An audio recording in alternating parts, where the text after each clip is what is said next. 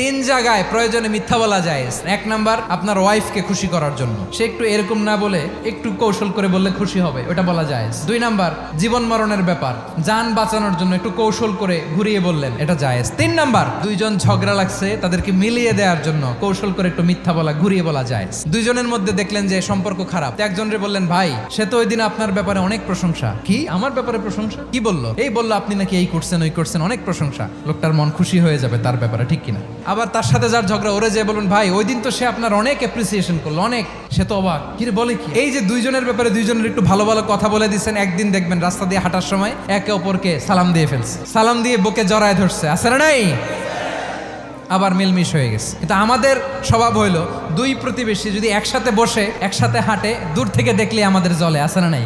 ঘটনা কি? এই দুইটার মধ্যে এত মিল কে? এই দুইটার মধ্যে গিরিঙ্গি লাগানো যায় কিভাবে? আল্লাহর কাছে তওবা করেন, এই মানসিকতার যেন আমরা না হয়, আমরা মিলিয়ে দিব।